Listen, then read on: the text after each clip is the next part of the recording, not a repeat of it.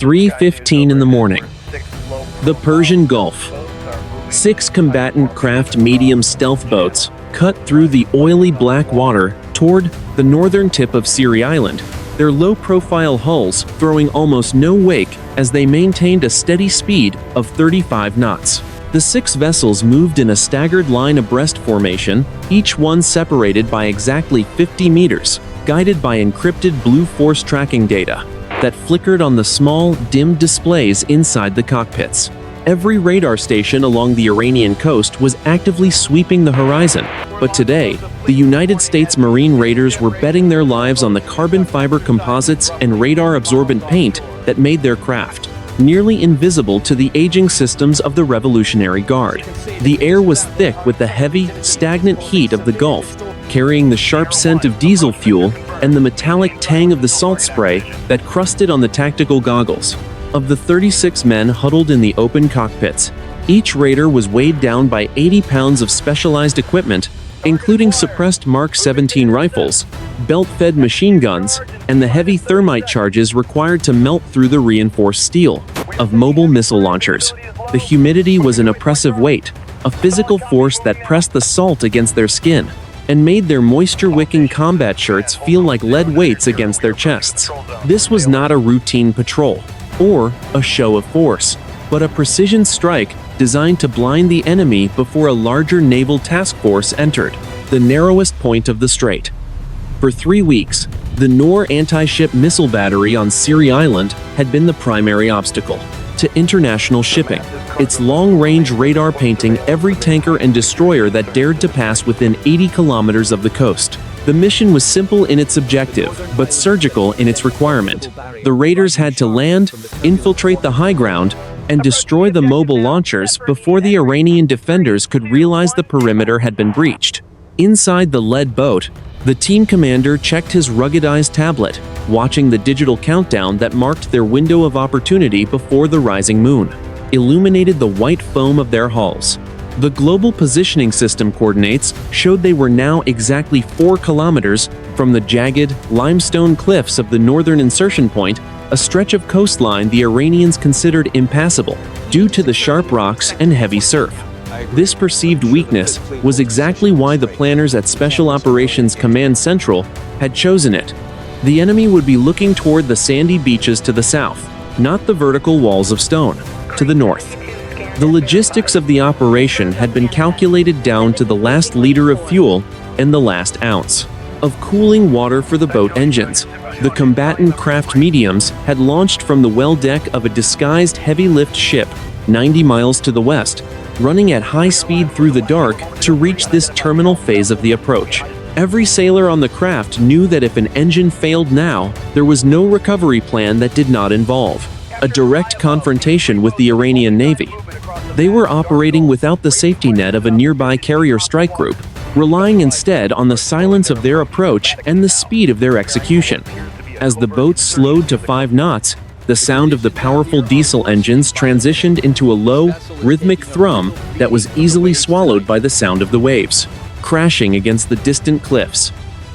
The raiders began their final gear checks in total silence, the only sound the faint click of magazines being seated and the rustle of nylon webbing as they adjusted their packs for the climb. The water around them was dark and deep, the surface broken only by the occasional phosphorescent glow of disturbed plankton. They were less than 800 meters from the shore, and the silhouette of Siri Island now loomed over them like a jagged black tooth rising out of the sea. In the distance, the faint, rotating light of an Iranian early warning radar swept across the sky, a reminder that they were standing in the dragon's mouth. The question was no longer if they could reach the island, but if they could disappear into its shadows before the first sentry looked toward the sea. The mission clock hit 0, and the lead boat nudged its reinforced bow against the first submerged rock of the landing zone. The strategic reality of the Strait of Hormuz had reached a breaking point by the second week of March 2026. Siri Island, a small but heavily fortified speck of limestone and sand, had become the primary pivot point for the Iranian strategy of sea denial. For decades, the Iranian Revolutionary Guard Corps had invested in a doctrine of asymmetrical warfare designed to hold the world's energy supply hostage, and the Noor anti-ship missile batteries on Siri were the sharpest edge of that blade. The Noor, a domestic derivative of the Chinese C-802 missile, possessed a range of 120 kilometers and a high-explosive warhead capable of crippling a guided missile destroyer or sinking a commercial supertanker with a single strike. The geography of the region dictated the intensity of the threat. The Strait of Hormuz is the world's most important oil transit point, a narrow corridor where the navigable shipping lanes are only 3 kilometers wide in each direction. Siri Island sits directly to the north of these lanes, providing the Revolutionary Guard with a permanent, unsinkable platform from which to monitor and interdict every vessel entering or exiting the Persian Gulf. In the days leading up to the raid, satellite intelligence from the National Reconnaissance Office had confirmed that the mobile launchers had been moved out of their hardened underground shelters and into pre-surveyed firing positions. This shift in posture suggested an imminent strike against the United States Navy's Carrier Strike Group 5, which was currently holding position in the Gulf of Oman. The decision to deploy the Marine Raiders was not made in a vacuum. High-level planners at the Pentagon and Indo-Pacific Command had weighed the options of a massive aerial bombardment against a surgical ground strike. A carrier-based airstrike, while effective, carried the risk of significant collateral damage and would almost certainly be seen as an act of total war, potentially triggering a regional conflagration that neither Washington nor Tehran was fully prepared for. By utilizing a small, elite force of 36 raiders to physically disable the launchers, the United States could achieve its strategic objective while maintaining a level of plausible deniability and keeping the escalation ladder under control. This was a classic example of what military theorists call a gray zone operation. The raiders were tasked with a high-stakes demolition mission that required them to navigate a complex environment of electronic warfare and coastal defenses. The Iranian defenders on the island consisted of a reinforced battalion of Revolutionary Guard Marines, supported by a battery of HQ-9 surface-to-air missiles and several platoons of fast attack vehicles armed with 20mm cannons. The enemy was well-trained, highly motivated, and prepared for a conventional amphibious assault from the south. They were not, however, prepared for a vertical infiltration from the northern cliffs in the dead of night. The strategic objective was twofold. First, the destruction of the 4 mobile Noor launchers, and second, the neutralization of the coastal surveillance radar that provided the mid-course guidance for the missiles. Without that radar, any missiles launched from other sites would be firing blind, significantly reducing their probability of a kill against moving naval targets. The success of Operation Shattered Spear would effectively reopen the Strait and restore the flow of 20 million barrels of oil per day, a vital necessity for the global economy. Logistically, the mission relied on a thin thread of support. While the raiders were on the ground, a lone EA-18 Golf Growler from the United States Navy was loitering 100 miles away, its powerful jamming pods focused on suppressing the island's long-range communications. The goal was to create a local blackout, preventing the Siri Island garrison from calling for reinforcements from the mainland until the raiders had already completed their demolition and reached their extraction point. Every minute the raiders spent on the island was a minute they were exposed to a superior numerical force, making speed and tactical surprise their only real armor. The air on the island was stagnant, smelling of parched earth and the faint, sulfurous odor of the nearby oil processing facilities. To the Marine raiders, moving silently through the shadows of the limestone ridges, the strategic context felt less like a geopolitical chess match and more like a claustrophobic race against time. They knew that if they failed, the result would not just be the loss of 36 elite operators, but a potential surge in global energy prices and a direct threat to the lives of thousands of sailors currently serving in the Gulf. The weight of the mission was as tangible as the heavy packs on their backs as they began the steep, grueling climb toward the primary radar site. The first 2 squads of Marine raiders rolled off the muffled bows of the combatant craft mediums and into the waist-deep surf of the northern cove. The water was surprisingly warm, a thick, saline soup that clung to their multicam tropic uniforms as they waded toward the jagged limestone shelf. Under the eerie green-hued glow of their GP-NVG-18 panoramic night vision goggles, the world was a high-resolution map of shadows and highlights. The limestone cliffs rose 70 feet straight up from the waterline, a vertical wall of ancient coral and sharp rock that looked impossible to scale with 80 pounds of gear. To the 36 men of the Raider detachment, the cliff was not an obstacle, but a concealment. They moved with a practiced, rhythmic efficiency, deploying lightweight titanium grappling hooks propelled by compressed air. The hooks fired with a faint hiss, trailing high-tensile black polymer ropes that snagged securely on the rocky outcrops above. One by one, the Raiders began the grueling ascent, their boots scraping softly against the stone as they used their leg muscles to drive themselves upward, hand over hand. The air grew thinner and hotter as they left the cooling spray of the Gulf behind, replaced by the scent of parched earth and the dry, dusty smell of sun-baked rock.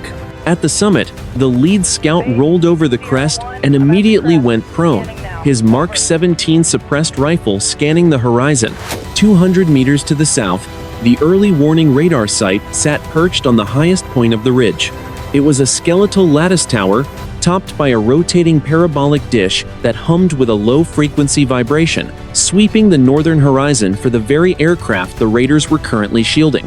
A small, square concrete guard shack stood at the base of the tower, its windows dark except for the faint, flickering blue light of a television screen inside. The Raiders moved in two-man elements, drifting through the waist-high scrub brush like ghosts. They utilized the natural depressions in the terrain to stay below the line of sight of the rotating radar beam, knowing that even a slight metallic reflection could trigger an automated alarm in the central command bunker. The humidity was now at 90%, and sweat poured down their faces, stinging their eyes beneath their goggles. Every breath was a conscious effort to remain silent. The only sound, the distant, rhythmic crashing of the waves against the base of the cliffs far below. As they closed within 50 meters of the radar site, the team leader signaled for a dual-pronged approach. Alpha element moved toward the concrete shack, while Bravo element prepared to disable the power generator and the microwave relay link. The two Iranian sentries outside the shack were leaning against a low stone wall, their G3 rifles slung over their shoulders. They were smoking, the cherry-red tips of their cigarettes glowing brightly in the darkness, unaware that 12 suppressed rifles were currently aimed at their center mass. The neutralization of the radar site was conducted with surgical coldness. At a hand signal from the commander, two Raiders from Alpha Element moved forward with combat knives drawn, while a third provided overwatch with a suppressed Mark 20 sniper rifle. The transition from silence to violence was instantaneous and absolute. Before the sentries could react to the shadow moving in the brush, they were neutralized, their bodies lowered to the ground to prevent the sound of a falling weight from alerting anyone inside the shack. Seconds later, a technician from Bravo Element attached a small, shaped thermite charge to the base of the radar's motor housing. There would be no explosion, just a silent, white-hot chemical reaction that would melt the gears and fuse the rotation mechanism into a solid lump of slag. At the same time, another team cut the fiber optic data cables leading from the tower to the main bunker on the south side of the island. The radar dish groaned once, a deep metallic protest as the motor seized, and then it ground to a permanent halt. The blue light in the guard shack flickered and died as the local power was severed. The Raiders did not linger to admire their work. They faded back into the shadows of the ridgeline, leaving behind a blind and silent sentinel. The northern beachhead was secure, and the path to the Noor missile battery was now open. 3:35 in the morning, high above the Persian Gulf, a United States Air Force KC-46 Pegasus tanker banked into a wide, lazy orbit at 26,000 feet, its massive wings silhouetted against a star-flecked sky. This was the overhead umbrella, an invisible lifeline of fuel and data that stretched from the Al Udeid Air Base in Qatar to the darkened shores of Siri Island. The air inside the cockpit was pressurized and climate-controlled, a stark contrast to the stifling, salt-heavy humidity the Marine Raiders were, currently breathing 10 miles below. The tanker's boom operator sat in his rear-facing station, his eyes glued to a high-definition 3D display. As two FA-18 Gulf Growlers from the carrier Harry S. Truman slid into position just feet from the refueling probe. The logistics of a deep penetration raid are measured in pounds of fuel and bits of encrypted data. Without the Pegasus, the Growlers tasked with jamming Iranian coastal communications would have to return to the carrier within 90 minutes, leaving the raiders blind and deaf on a hostile island. Instead, the tanker pumped 10,000 pounds of JP-8 jet fuel into each fighter in less than 5 minutes, extending their loiter time by 4 hours. The smell of recycled air and ozone filled the Pegasus's cabin, while outside, the faint, shimmering vapors of escaped fuel were whipped away by a 100-knot slipstream. Simultaneously, a MQ-9 Reaper drone circled at 15,000 feet, its multispectral targeting system locked onto the southern road of Siri Island. The drone acted as the raiders' eye in the sky, streaming thermal video feed directly to the team leader's tablet on the ground. This data didn't just happen, it was bounced through a series of secure satellite links managed by a team of technicians in a windowless room 7,000 miles away in Nevada. They monitored the battery levels of the raiders' radios and the signal strength of the encrypted mesh network that allowed the 36 men to communicate without being detected by Iranian direction-finding equipment. On the ground, the raiders' logistics were more primitive, but no less critical. Each man carried 3 liters of water in a pressurized bladder, enough for 6 hours of high-intensity exertion in the Gulf heat. They carried 210 rounds of 5.56mm ammunition, 3 fragmentation grenades, and the heavy, rectangular blocks of thermite that were the mission's primary tools. If a raider was wounded, the logistics shifted to the golden hour. The 60 minutes of life-saving medical care, provided by the 2 Navy corpsmen embedded with the team. Each corpsman carried a specialized trauma kit filled with freeze-dried plasma, hemostatic gauze, and surgical kits, all designed to be used in the dirt and dark of a limestone ridge. The supply chain also extended to the water's edge. The 6 combatant craft mediums remained in a cold state, their engines off, but their systems on standby, floating 2 miles offshore. They were the only way home. Each craft held an extra 400 gallons of fuel in integrated bladders, enough to make a high-speed dash back to international waters even if they were pursued by Iranian fast-attack boats. The sailors on the boats watched their thermal optics, scanning for any sign of a coastal patrol that might stumble upon their position. Every gear, every drop of fuel, and every packet of data was synchronized to a single master clock.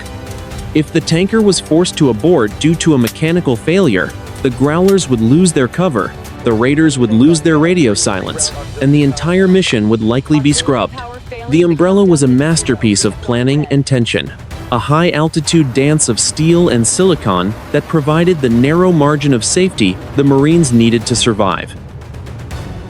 As the Growlers disconnected from the tanker and banked back towards Siri Island, the Pegasus leveled out, waiting for the next scheduled top-off. Below them, the first lights of a Revolutionary Guard patrol began to move toward the center of the island. 3:45 in the morning, the central ridge of Siri Island. The Marine raiders moved in a low crouch through the sharp, waist-high scrub, their boots crunching softly on the dry limestone. Ahead of them, the primary defensive perimeter of the Iranian Revolutionary Guard Corps materialized through the green grain of their night vision goggles. It was a formidable barrier, a double-layered chain-link fence topped with concertina wire, backed by a shallow trench system and 3 sandbag bunkers. Behind this line lay the asphalt pads where the mobile Noor launchers were, hidden under camouflage netting.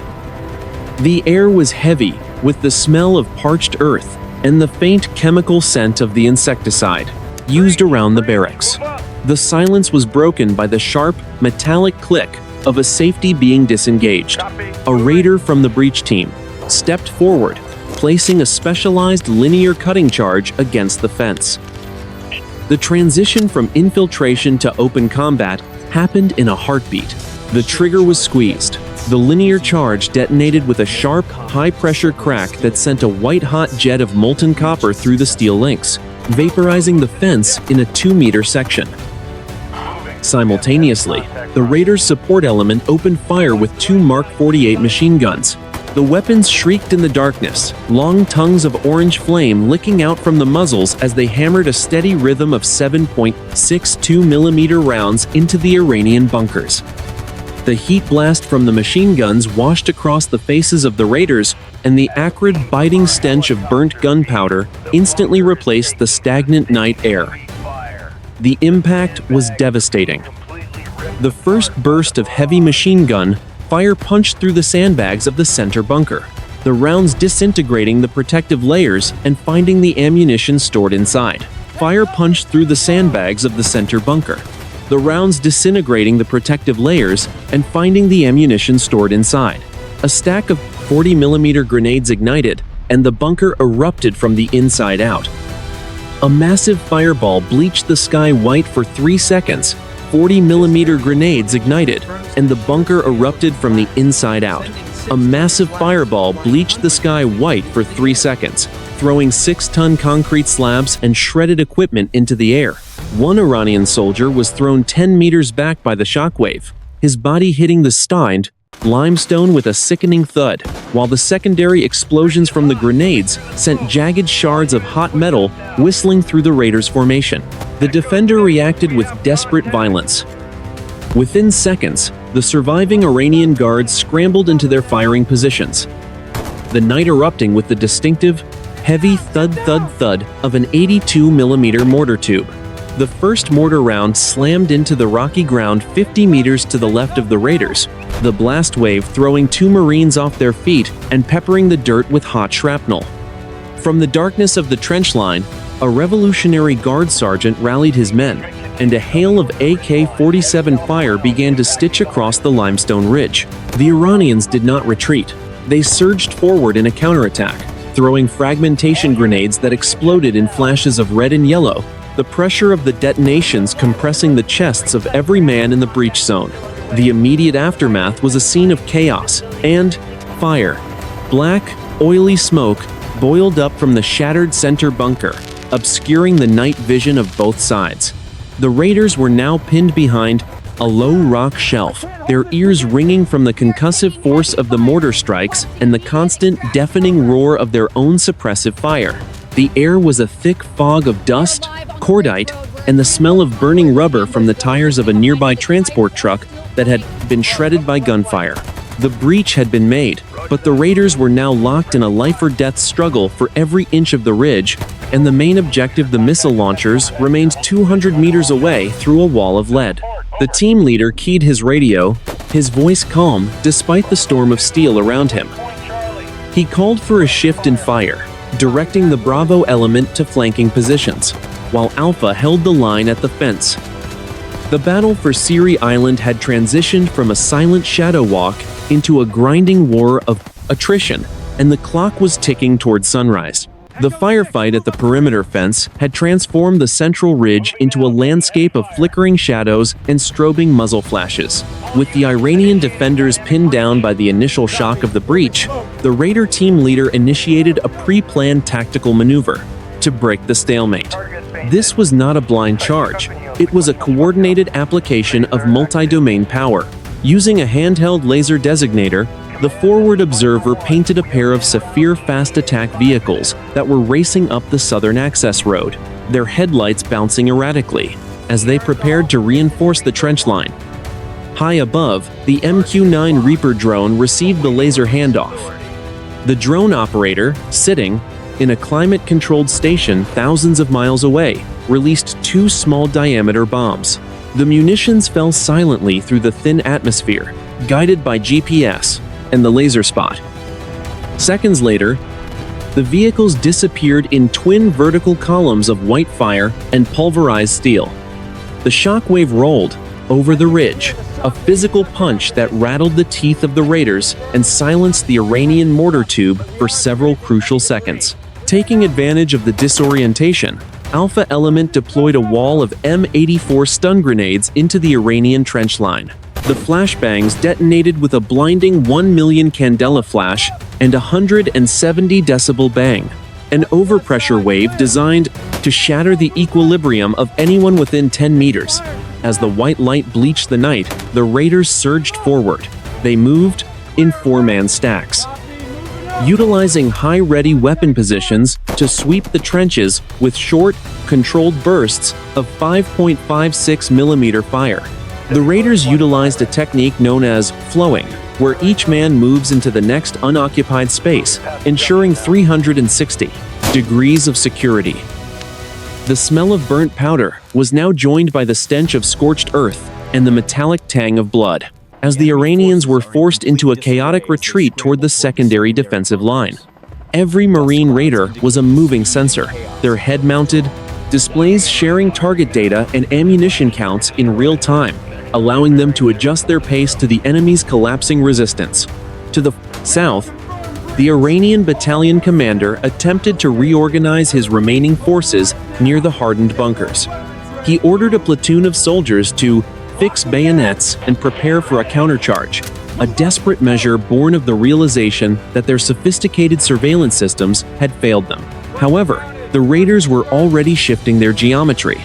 Bravo element had successfully flanked the ridge to the east, setting up a tripod-mounted M240B machine gun. The machine gunner began to talk to the other support weapons, firing in alternating bursts that ensured a distant, continuous stream of lead was suppressed over the Iranian positions. This wall of steel prevented the defenders from even raising their heads, let alone mounting a coherent counterattack. The raiders were no longer just a small special operations team. They were a precision instrument of combined arms, systematically dismantling a numerically superior force through superior communication and overwhelming, localized violence.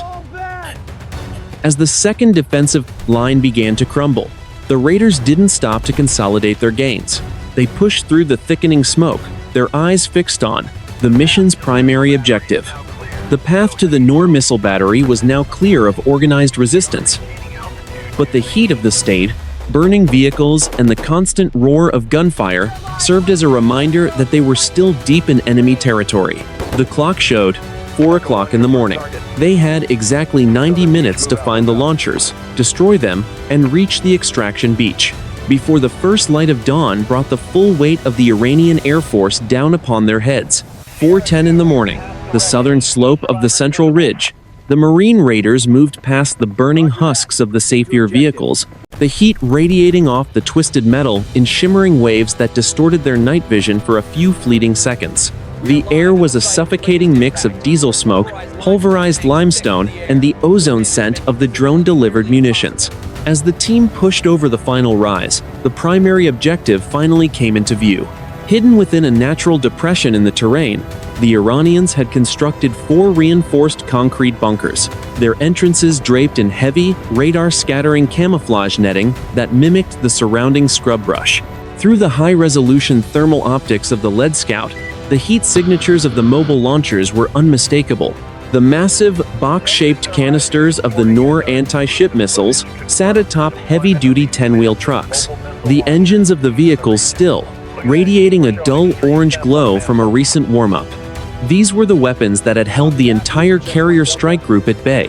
4 mobile platforms capable of launching 16 sea-skimming missiles in a single, coordinated swarm. The launchers were not alone. A security detail of 20 Revolutionary Guard soldiers had taken up defensive positions around the bunker entrances, utilizing sandbagged nests. Armed with PKM machine guns and RPG-7 rocket launchers, the defenders were alert, their weapons pointed toward the ridge, where the sounds of the previous firefight had echoed. The smell of the island had changed here. It was no longer just parched earth, but the oily, industrial scent of hydraulic fluid and the sharp chemical tang of the missile propellant stored within the canisters. The raiders split into 4 demolition teams, each assigned to a specific launcher. The team leader coordinated the movement via the encrypted mesh network, ensuring that all 4 teams reached their set positions simultaneously. They moved with a predatory silence, belly crawling through the sharp rocks and thorny bushes that tore at their combat shirts. Every movement was calculated to avoid the sweep of a handheld thermal scanner being operated by an Iranian officer near the third bunker. The terrain around the battery was a nightmare of open ground and interlocking fields of fire. To reach the trucks, the raiders would have to cross 30 meters of flat, moonlit asphalt. The logistics of the demolition were precise. Each team carried two 10-pound blocks of thermite and a specialized clamshell charge designed to wrap around the missile's seeker head. The goal was not just to blow up the trucks, but to melt the internal guidance systems and fuse the launch rails, ensuring the weapons could never be repaired or salvaged. As the first light of a distant flare illuminated the valley, the lead scout spotted a secondary target, a mobile command and control van parked between the second and third bunkers. This was the brain of the battery, filled with the computers and radio links required to receive targeting data from the mainland. The mission parameters shifted instantly. The command van had to be the first thing to go. If the raiders could sever the link, the launchers would be isolated, unable to receive the final launch codes. Even if the crews managed to reach the cabs, the raiders adjusted their positions, the thump-thump of their hearts echoing in their ears as they waited for the signal. The humidity had peaked, and the salt on their skin felt like fine grit. The silence of the valley was heavy, a physical weight that seemed to press down on the 36 men. They were less than 20 meters from the nearest guard, so close they could hear the low murmur of the Iranian soldiers talking in Farsi. The trap was set. The battery had been located, the targets were acquired, and the demolition teams were ready to turn the pride of the Iranian coastal defense into a graveyard of molten steel. 4:25 in the morning, the heart of the missile battery. The team leader raised his hand, then chopped it forward. The silence of the valley was obliterated in a synchronized burst of violence as the raiders executed the demolition phase. This was the moment of peak collision, where the theoretical planning of the mission met the brutal reality of high explosive impact. The trigger was squeezed. 4 raiders simultaneously depressed the igniters on their specialized thermal breaching tools while the support element opened fire. From the darkness of the ridge, a shoulder-fired rocket screamed toward the command van, a white column of fire punching backward through the brush. The projectile traveled the 50 meters in a fraction of a second. The motors roar a deafening shriek that shook the very foundation of the concrete bunkers. At the same time, the demolition teams slammed their thermite charges against the missile canisters, the chemical reaction sparking instantly with a blinding, magnesium-white glare that hissed at over 4,000 degrees. The impact was catastrophic. The rocket warhead punched through the thin aluminum skin of the command van and detonated inside the electronic suite. The vehicle didn't just explode, it disintegrated. A massive fireball erupted, fueled by the van's internal power supply and high-frequency transmitters, sending shards of glass and molten circuit boards flying across the asphalt. Simultaneously, the thermite charges ate through the Noor missile casings, like a hot knife through wax. The volatile solid fuel inside the first missile ignited, but without a clear exhaust path. The pressure built until the entire canister ruptured. The truck was lifted 2 meters into the air by the force of the internal blast, its 10-ton frame slamming back down and crushing the nearby support equipment into a tangle of burning rubber and steel. The Defender reacted with frantic desperation. The Revolutionary Guard security detail, despite the shock, poured out of the bunkers and unleashed a torrent of fire. A heavy machine gun in a sandbag nest began to rake the raider positions, the large caliber rounds chewing through the limestone, sending jagged stone splinters into the faces of the Marines. An Iranian officer, his uniform partially singed by the blast from the command van, personally manned a rocket-propelled grenade launcher. He fired into the center of the raider demolition team, the explosion throwing 2 Marines backward into the scrub. One raider took a fragment to the shoulder, the force spinning him around as he scrambled to regain his footing. The air was thick, with the smell of burning chemical propellant and the copper tang of blood as the Iranians launched a countercharge, screaming over the roar of the burning launchers. The immediate aftermath was a scene of chaos and fire. The valley was illuminated by the towering pillars, of fire from the 4 burning Noor launchers, the heat so intense it melted the asphalt under the raiders' boots. The command van was a skeletal wreck of glowing ribs, and the secondary explosions from the missile fuel canisters continued to rock the ground every few seconds. Amidst the roar of the flames, the raiders began to suppress the remaining guards' their own movements. Fueled by the adrenaline of a successful strike and the desperate need to break contact before the mainland could respond, the pride of the presented Iranian coastal defense was now nothing more than a row of melting metal monuments. But the cost of the victory was beginning to show in the staggered retreat of the Marine teams. 4:40 in the morning, the southern slope of the ridge. The victory at the missile battery came with a heavy physical price. As the raiders began their withdrawal, the adrenaline that had masked their pain began to recede, replaced by the cold reality of the blood trail. In the chaos of the second climax, 3 raiders had been hit by shrapnel and small arms fire. The logistics of the mission now shifted from destruction to preservation. The golden hour had begun, the 60-minute window where the difference between a name on a memorial and a survivor in a hospital bed was measured.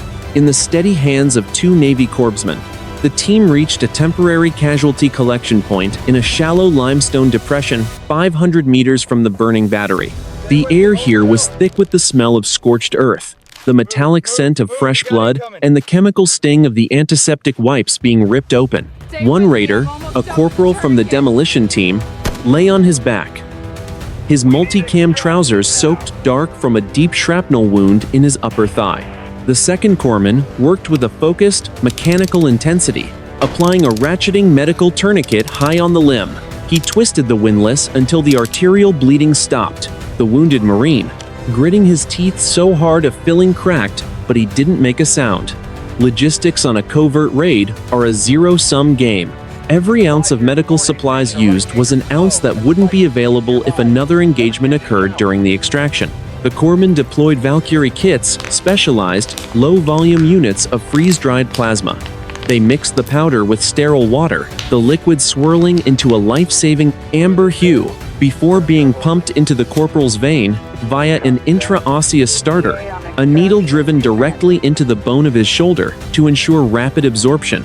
This wasn't a hospital. This was battlefield maintenance, keeping the human hardware functioning just long enough to reach the sea. The team leader looked at his digital map. The extraction beach was still 2 kilometers away, across a landscape now crawling with Iranian reinforcements. The logistics of movement had changed. They were now a slow element. 4 raiders were assigned to carry the most severely wounded man on a lightweight, collapsible carbon fiber litter, while the other 2 walking wounded were supported by their teammates. This meant 12 rifles were effectively out of the fight, dedicated solely to the physical labor of transport. The weight of the gear, the heat of the night, and the added burden of the casualties pushed the Marines to the crazy-ass edge of physical exhaustion. In the distance, the first of 2 MH-60 Sierra helicopters, part of the Knight Rider CSAR element, checked in via a burst transmission. They were holding 20 miles offshore, waiting for the green signal to begin their high-speed run to the beach. But the helicopters were a loud, visible logistical asset. Once they crossed the coastline, the deniable part of the mission was over. The raiders had to reach the shore first, dragging their wounded through the sharp scrub while the sound of Iranian sirens began to wail from the nearby oil refinery. To maintain their pace, the raiders began clamping their own logistics. They cached their heavy thermite launchers and empty mortar tubes in a deep crevice, blowing the gear with small thermite tabs to prevent capture. They needed to be light. They needed to be fast. Every drop of water left in their bladders was shared with the wounded. The humidity felt like a wet wool blanket, and the salt from their sweat burned in the fresh cuts on their arms. They moved in a staggered column, the litter bearers rotating every 5 minutes to prevent muscle failure. Behind them, the glow of the burning Noor battery painted the sky a bruised purple, a reminder of the fire they had started and the one they were now trying to outrun. 5 o'clock in the morning, the northern coastline of Siri Island. The Marine raiders reached the crest of the final limestone ridge, the descent to the extraction cove appearing as a steep, shadow-filled funnel leading down to the water. Behind them, the sky was beginning to transition. from the deep black of midnight to a bruised, pre-dawn indigo. To the south, the island was alive with the frantic activity of the Iranian garrison.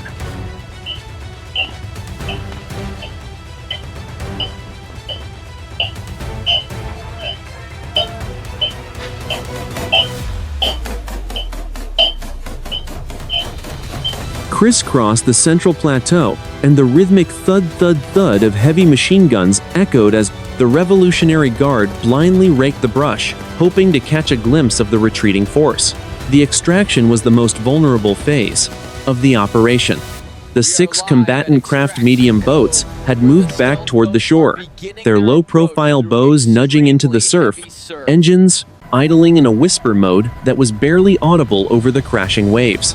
The sailors on the boats had their thermal optics fixed on the ridgeline, their fingers hovering over the triggers of the GAU-19 Gatling guns mounted on the sterns. The air at the waterline was slightly cooler, but it carried the heavy, acrid stench of the burning missile battery drifting down from the heights. "Move! Move! Move!" the team leader hissed, his voice strained but controlled. The litter bearers navigated the final 20 meters of jagged rock, their boots slipping on the wet limestone as they carried the wounded corporal into the surf. The water was waist deep, a warm, salty embrace that pulled at their legs.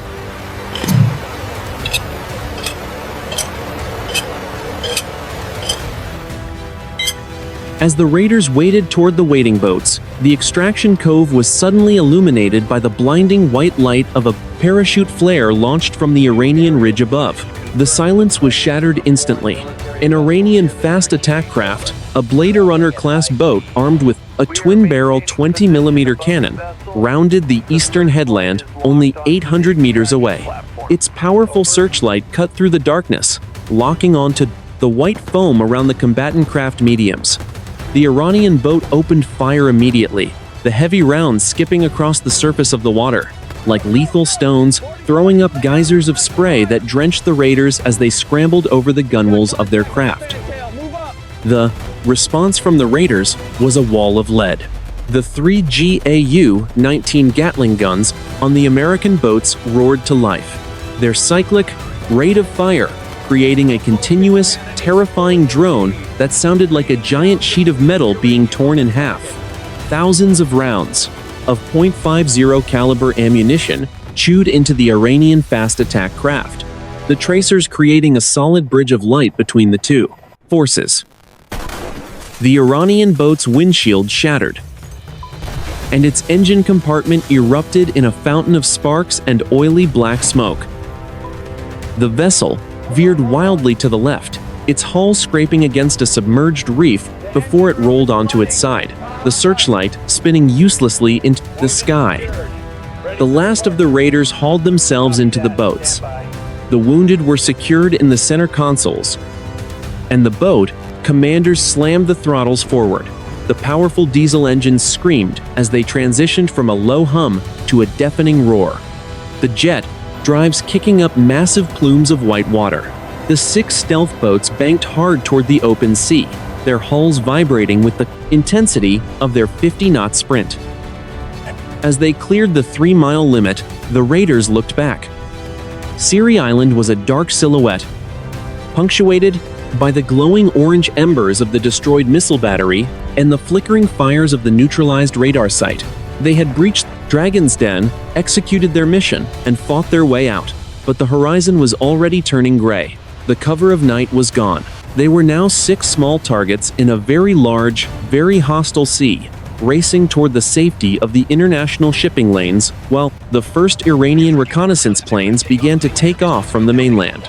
The immediate aftermath of Operation Shattered Spear was felt far beyond the charred limestone of Siri Island. By 5:30 in the morning, as the Marine raiders reached the relative safety of the international shipping lane, the geopolitical ripples were already being measured in the boardrooms of London, Tokyo, and New York.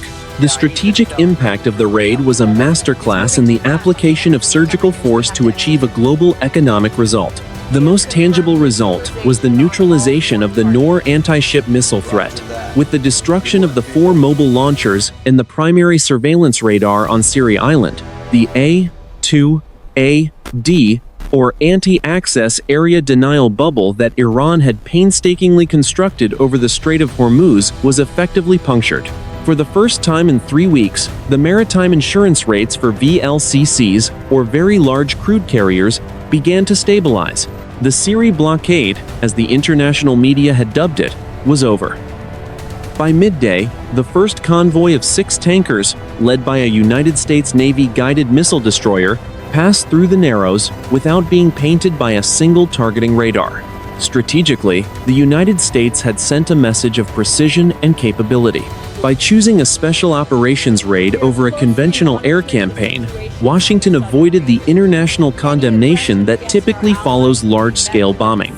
The surgical nature of the strike, targeting only the offensive missile systems while leaving the island's civilian oil infrastructure intact, provided the Iranian government with a golden bridge for de-escalation.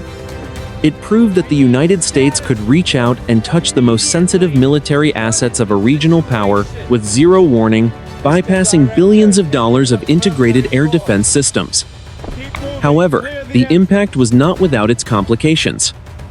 The raid forced the Iranian leadership into a difficult position. Publicly, they denounced the act of blatant piracy, but privately, the Revolutionary Guard was forced to reckon with the total failure of their northern coastal defenses. The loss of the Siri battery created a blind spot in their maritime surveillance that would take months, if not years, to fully restore. This shift in the regional balance of power prompted nearby Gulf states to increase their own maritime security cooperation with the United States, further isolating the hardline elements in Tehran. Logistically, the mission served as a proof of concept for the Expeditionary Advanced Base Operations Doctrine. It demonstrated that a small, highly mobile force could be projected from the sea, sustain itself under a digital umbrella, and neutralize a strategic threat without the need for a permanent footprint or a massive logistical tail. The data gathered by the raiders, including the thermal signatures of the bunkers and the frequency hopping patterns of the Iranian radios, was arguably as valuable as the destruction of the launchers themselves. This intelligence was immediately fed back into the National Security Agency's databases, hardening U.S. systems against future encounters in the region. As the sun rose higher over the Gulf, the physical scars on Siri Island remained a smoking testament to the night's work. The strategic objective had been achieved. The strait was open, the carrier strike group was safe, and the immediate threat of a global energy crisis had been averted. Yet, as the raiders' boats bounced over the swell toward their mothership, the strategic analysts in Washington were already looking at the next move. They knew that in the high-stakes game of the Persian Gulf, a vacuum never stays empty for long. 6:15 in the morning, international waters, 70 miles southwest of Siri Island. The 6 combatant craft mediums slowed as they approached. The towering steel hull of the Expeditionary Sea Base, USS Lewis B. Puller. The massive ship loomed out of the morning haze like a floating fortress, its flight deck crowded with helicopters and its well deck open to receive the returning raiders. The transition from the high-speed violence of the island to the organized discipline of the mothership was jarring. The air here was cleaner, lacking the acrid bite of burning thermite, though it still carried the faint, omnipresent smell of marine diesel and hydraulic fluid. As the boats were winched into the ship's interior, the mission reached its final, sobering resolution. The wounded corporal and the 2 other injured raiders were immediately transferred to the ship's surgical suite. The medical logistics shifted once more, from the desperate triage of the beach to the sterile, high-tech environment of a modern naval hospital. For the 33 uninjured Marines, the end of the mission was marked not by celebration, but by the dekitting process. They moved with the sluggishness of men whose adrenaline had completely evaporated, leaving behind a bone-deep exhaustion. They stripped off their salt-crusted gear, cleaned their weapons, and began the mandatory debriefing sessions that would turn their lived experience into tactical intelligence. The final tally of the operation was calculated with clinical precision. 4 Noor mobile launchers destroyed, 1 command and control vehicle obliterated, 1 early warning radar site permanently disabled, 1 Iranian fast attack craft sunk. On the American side, 3 personnel were wounded in action, with the corporal expected to undergo 2 surgeries before being medically evacuated to Landstuhl, Germany. No United States personnel were lost. It was, by every military metric, a resounding success, achieved at a cost that the Department of Defense considered acceptable for the strategic gain. But the resolution of Operation Shattered Spear extended beyond the casualty counts. In the quiet of the ship's ready room, the raiders watched. The morning news feeds on muted monitors. They saw the global oil markets reacting in real time, the price per barrel dropping as the news of the reopened Strait filtered through the financial centers. They saw the footage of the first commercial tankers moving past the island, their crews waving at the gray silhouette of the American destroyer escorting them. The Marines had done their job. They had acted as the hidden hand that restored the flow of the world's lifeblood. The regional aftermath, however, remained a gray area. While the immediate threat was neutralized, the underlying tensions that had led to the conflict remained. The Iranian government had been humbled, but not defeated. The destruction of the Siri battery would lead to new escalations, new deployments, and new shadows to walk through in the months to come. This was the nature of the long war in the 21st century, a series of intense, localized explosions, of violence that never truly reached a final conclusion. By noon, the raiders were ordered to get some sleep. They collapsed onto their bunks in the cramped berthing areas, the steady vibration of the ship's engines, a lulling hum that eventually drowned out the lingering ringing in their ears. They had left a part of themselves on that limestone ridge, and they would carry the smell of the burning missiles in their lungs for a long time.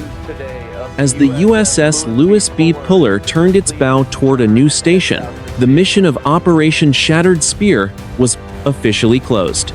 The silence of the Persian Gulf had returned, but it was a fragile, watchful silence.